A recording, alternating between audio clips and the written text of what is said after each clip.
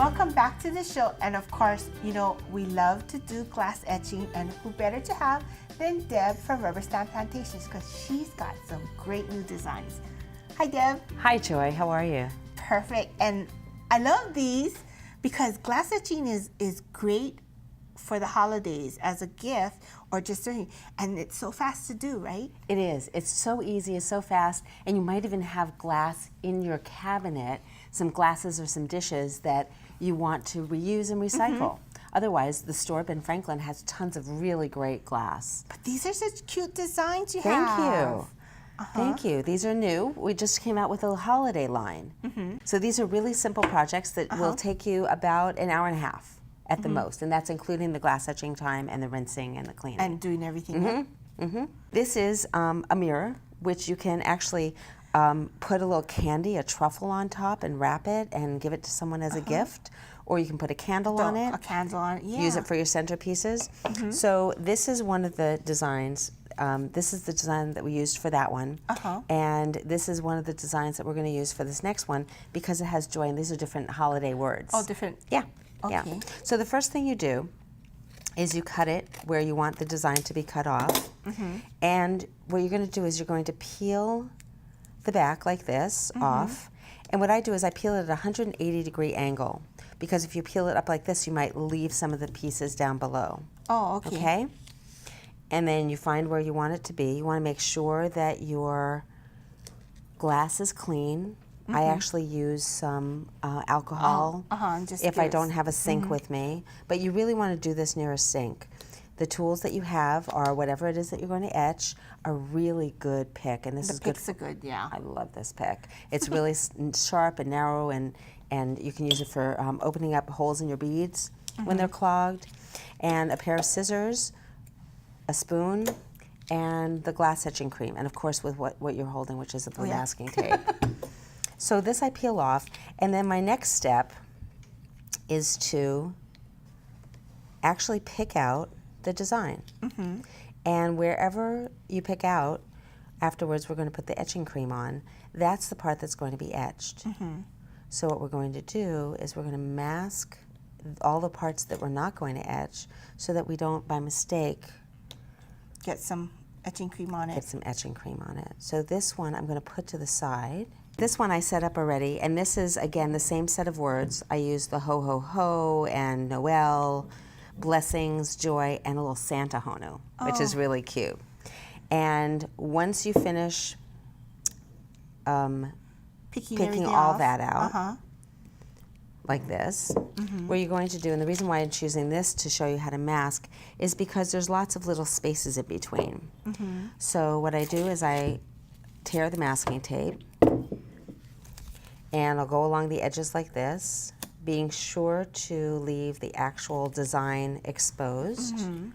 And what I like to do, I do like to cover all of this. And in between, I'll take scissors, and I'll cut smaller pieces that can go in between like this. And that's why you really need the scissors, just to cut your designs out. I'm going to make some angles that can go in here. You want to make sure all these little spaces are covered, because again, if there's a little line, you'll get a little tiny hint of an etching from it. So once you've finished this whole process, I feel like Martha Stewart. You have, this is what it looks like. This one is a candy dish. I love these candy dishes. They're so cool. So this one is Mele Kalikimaka and the Ho Ho Ho. And the next thing we do after this, if you can spread peanut butter, then you can do this. This is the glass etching cream. And it's child-proof, of course. It's a slight acid, or actually I think it's a slight base. And you can never leave it on too long. Don't worry about leaving it on too long. It kind of just stops. It kind of stops. Yeah, it kind of stops after about 15, 20 minutes. So this is, if you can see that in there, it's nice and brown and ucky. It starts out a creamy white when you first buy it, just like Pua Kenny Kenny. And as it ages, it gets kind of that orangey-ish color. But it's still good, right? It's still good, even when it turns totally black. But doesn't that look like really yummy caramel? Right now, Don't eat it. Do not eat this. And I find that the spoon works really good because you can scoop and spread with the back. And it's pretty thick, so it doesn't really run too, you don't have to really worry about it really dripping down. Correct. And also I suggest that you do it without gloves. And the reason being is that when you have gloves on, you can't feel if you're touching a piece of the glass that's exposed. So if you've gotten a little bit of your glove into some of the goo, some of the cream, accidentally hit it. You might accidentally hit it, and that's happened to me a bunch of times where I've ended up with little spots on things. And this we leave on for 20 minutes to a half an hour. But if you forget about it and take a phone call or need to go do an errand, it's really okay to leave it. It can even dry out if you want. The thing is that if it dries out, then you can't scoop it off and save it and reuse it. Because you can scoop it back and reuse it, right? Yes, and I do all the time. What I do is I save the backing. That's what I forgot to tell you, is I save that backing from the joy piece. When I'm finished, I cut it in smallish pieces like this. I'm going to use this now as a spoon rest. And my hands are filthy because I've been crafting all day. It's that time of the season. Yes, I've been crafting since year. dawn, and I couldn't get the stuff off my hands, the paint off. So what I do is I just scrape it off like this and put it right back in.